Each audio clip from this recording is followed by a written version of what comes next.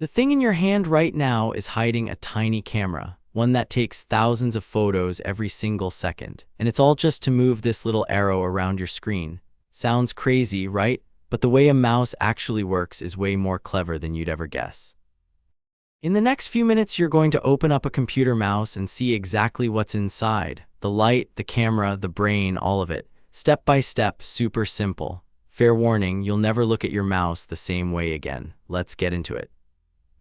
First, the basics. A mouse is what we call an input device. Fancy words, simple idea. It's how you tell your computer what to do. You move your hand and the cursor copies you on screen. The mouse is basically a translator. It turns the movement of your hand into a language your computer understands.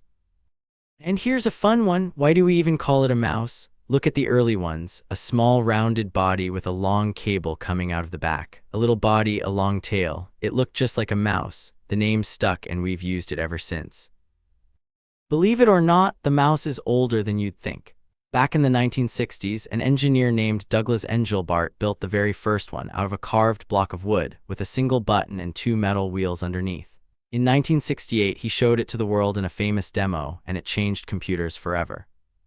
But that wooden mouse didn't catch on overnight. For years, computers were all about typing commands. It wasn't until the personal computer arrived that the mouse became the little sidekick we all know, and then it really started to evolve. Let's look at a modern one. On the outside, it's simple. A left button, a right button, a wheel in the middle to scroll, and underneath, its biggest secret, a little window with a glowing light. That glow is where the real magic happens. But to understand it, we need to rewind to the past. Because the mouse you have now didn't always work like this. Older mice had this, a heavy rubber ball tucked inside. When you slid the mouse across the desk, that ball rolled along with it. Inside, the ball pressed against two little rollers. One tracked left and right movement, the other tracked up and down. Combine the two and the mouse always knew which direction you were heading. Simple, clever, and a total nightmare to keep clean. Because that ball touched everything, dust, crumbs, hair, grease from the desk, it all stuck to the ball and built up on those rollers. Before long, your cursor would start stuttering, skipping, freezing halfway across the screen. If you're old enough, you remember the fix. Pop open the little cover, take out the ball, and scrape the gunk off the rollers with your fingernail every couple of weeks. There had to be a better way, and the better way came with light. Modern mice threw out the ball completely and replaced it with light. That's why we call them optical mice. See that little red glow underneath? It's not just for show. It floods the surface with light so that something inside can actually see the desk. And that something is a camera, a real working camera, just incredibly tiny and incredibly fast. It photographs the surface under your mouse thousands of times every second. You never notice it, but the entire time you're moving, it's snapping picture after picture of your desk. So why does it take so many photos? Here's the genius part. The mouse doesn't really see your desk the way you do. It just compares each photo to the one right before it. If two photos look identical, you haven't moved. But if everything in the next photo has shifted slightly to the right, the mouse figures, aha, I just got moved to the right. By tracking how the tiny details slide from frame to frame, it works out both the direction and the speed of your hand.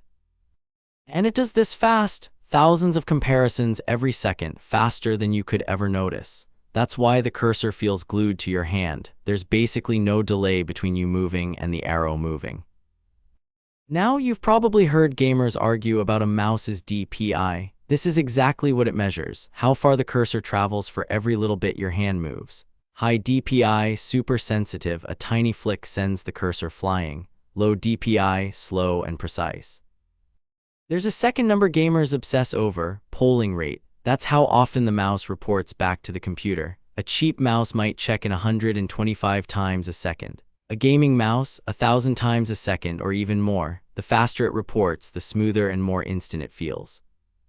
All of this, comparing photos, calculating movement, counting DPI, is handled by a tiny chip inside the mouse. Think of it as the mouse's little brain. It does the math and packages up a neat message. The hand moved this much in this direction. Then it sends that message to your computer. If your mouse has a cable, the message zips straight down the wire hundreds of times a second. If it's wireless, things get clever. Most wireless mice talk to a tiny USB dongle using radio waves, the same idea as Wi-Fi. Older wireless mice were laggy and gamers hated them, but modern ones are so fast you genuinely can't feel the difference from a cable anymore. Some connect over Bluetooth instead with no dongle at all, and to save battery, the mouse is smart. When you stop moving, it quietly goes to sleep, then wakes up the instant you touch it again. However it travels, the message reaches your computer, and the computer moves the cursor exactly as far and exactly in the direction your hand moved. Your hand, the mouse, and the computer working as a perfect team. And if you're enjoying this and learning something new, do me a quick favor, hit that like button and subscribe. It genuinely helps the channel a ton. Alright, back to it. We've still got the clicks and the wheel to cover. Let's talk clicking. Under each button sits a tiny component called a micro switch. Press down and it physically snaps, click, sending a signal that says I've been pressed. That satisfying click you hear and feel, engineers designed it on purpose so your finger always knows the press worked. And these switches are tough. A decent mouse switch is rated for tens of millions of clicks. So even if you're a frantic clicker, your mouse buttons will almost certainly outlast the rest of your computer. Now the scroll wheel, spin it and you feel those little bumps, right? Inside, the wheel has a notched disc and a sensor counts each notch as it passes. Every bump you feel is one step counted and sent to the computer. That's how it knows exactly how far to scroll. Some mice even let you flick the wheel and let it spin freely so you can fly down a huge web page in a single push. Same simple idea, just without the bumps. One more upgrade worth knowing, the light itself. Many mice use a regular red LED. Fancier ones use an invisible laser instead. The laser sees the surface in much finer detail, so it works on tricky spots, glass, glossy desks, shiny tables, where older optical mice used to completely freak out. And that core design has branched into all kinds of mice.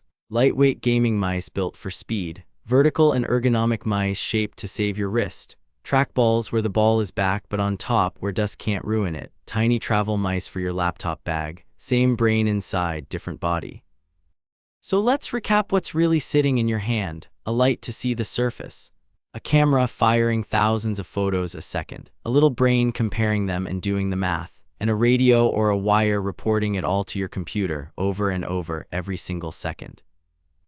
All of that packed into a smooth little shell that fits in your palm just to move one tiny arrow around a screen. When you stop and think about it, it's a genuinely brilliant piece of engineering hiding in plain sight. So next time you grab your mouse without thinking, you'll know exactly what's going on inside. If you enjoyed this, I've got another video right here breaking down more of the everyday tech you use without ever questioning it. Thanks for watching, and I'll see you in the next one.